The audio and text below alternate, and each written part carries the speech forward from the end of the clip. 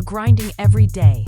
Long hours, no backup, no accountability. That ends now. The Empower Solopreneur Mastermind gives you one simple advantage: a weekly power session that turns isolation into domination. Every Friday morning on Zoom, you'll get real coaching and real feedback to make real moves. Join a group of driven professionals in a program designed for solopreneurs and people working at home. Stop getting stuck.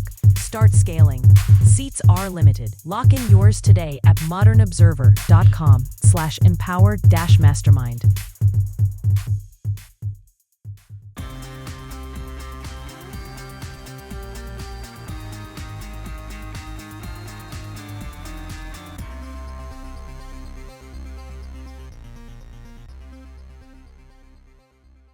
A massive blizzard, global instability, Biden's executive orders canceled, and more.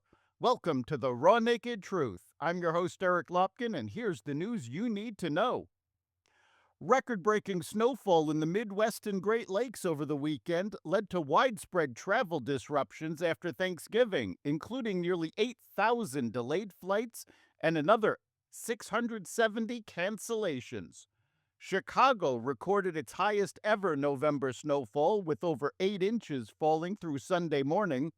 Additional severe weather is expected today as the system moves eastward, where slippery road conditions are likely to continue hampering drivers. Airlines also reported that a mandatory software update caused additional delays for Airbus A320 flights worldwide. Most of the updates were completed yesterday. A new analysis projects that the average tax refund could rise by about $1,000 next year, thanks to retroactive cuts in a sweeping tax law signed by President Trump in July.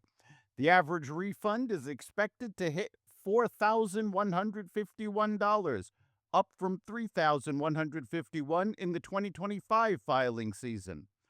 The law eliminates taxes on some overtime and tipped income and raises the SALT deduction cap from $10,000 to $40,000, driving what could be one of the largest refund seasons on record. Most benefits will go to middle-income earners.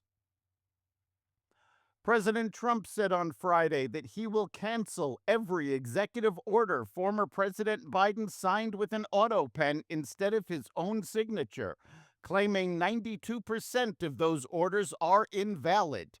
Trump alleged on Truth Social that Biden's staff illegally operated the autopen, a mechanical device that reproduces signatures without presidential approval, warning Biden could face perjury charges if he asserts he was involved.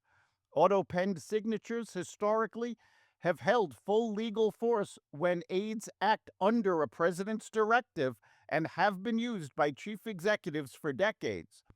Biden signed 162 executive orders during his presidency, and while it's unclear how many used an autopen, presidents commonly revoke their predecessors' directives. A Russian drone strike killed at least 3 people in a missile and drone attack on Ukraine's capital early Saturday morning, while wounding at least 29 others, according to the Associated Press. 2 individuals were killed in Kyiv, while the other death occurred in the broader region, the Kyiv City Military Administration announced. The attack comes amid diplomatic talks with leaders from Moscow and Kyiv and support from the United States for ending the more than 3-year war in Eastern Europe. Steve Witkoff, special envoy to President Trump, is headed to Russia today to meet with President Vladimir Putin. Yesterday, a Ukrainian delegation met with Witkoff, Jared Whitner, and Secretary of State Marco Rubio in Florida to continue discussing terms to end the war. Both the Ukrainian and U.S. sides called the meeting productive, though few details were disclosed. It was the first gathering without Andriy Yermak, Ukrainian President Zelensky's former chief of staff, who was instrumental in softening a draft proposal circulated by the Trump administration that was seen by the international community as heavily favoring Russia. Yermak resigned on Friday, the same day his home was raided amid a $100 million embezzlement scandal rocking Zelensky's inner circle. Yermak's quick departure was intended to keep the focus on negotiations without risking the U.S. extracting heavy demands from Ukraine in light of the revelation. President Trump delivered a stern ultimatum to Nicolás Maduro to leave Venezuela immediately before announcing the country's airspace should be closed, according to a report. Per the Miami Herald, Washington's warning was delivered in a phone call with Caracas and offered guaranteed evacuation for Maduro, his wife, and their son, but only if the dictator agreed to resign on the spot. The conversation stalled, U.S. officials said, and within hours, Washington escalated dramatically. The ensuing impasse, a source told the outlet, was over Maduro asking for global amnesty for any crimes he and his group had committed, and that was rejected. The number of U.S. airstrikes against jihadi terrorists in Somalia has increased more than tenfold under the Trump administration so far this year, compared to missions carried out under President Biden in 2024. U.S. Africa Command confirmed to Fox News Digital on Friday that it conducted 10 airstrikes in 2024, and that so far this year it has carried out more than 100 airstrikes in Somalia. In the latest military action Tuesday, AFRICOM personnel were involved in an airstrike and reportedly a gun battle lasting up to 4 hours with ISIS Somalia jihadists in the north of this African country. The operation was conducted, AFRICOM said in a media statement, in coordination with the federal government of Somalia.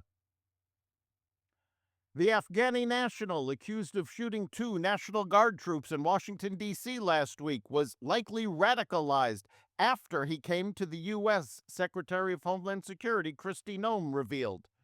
Noem also vowed that the Trump administration will carry out mass deportations of immigrants from third world countries in response to the shooting.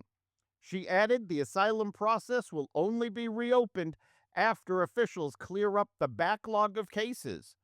Specialist Sarah Beckstrom, 20, died from her injuries on Thursday, and Staff Sergeant Andrew Wolf, 24, remains hospitalized with critical injuries from the attack. A top FDA regulator called for tighter government vaccine oversight, including stricter guidelines for the annual flu shot and new vaccines, after an internal agency review linked COVID-19 vaccines to the deaths of 10 children.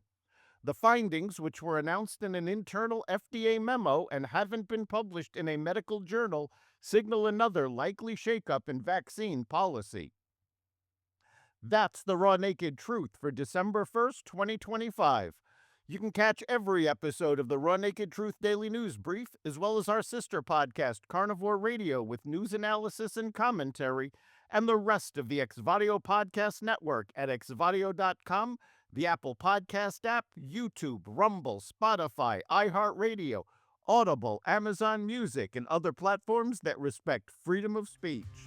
We'll see you next time.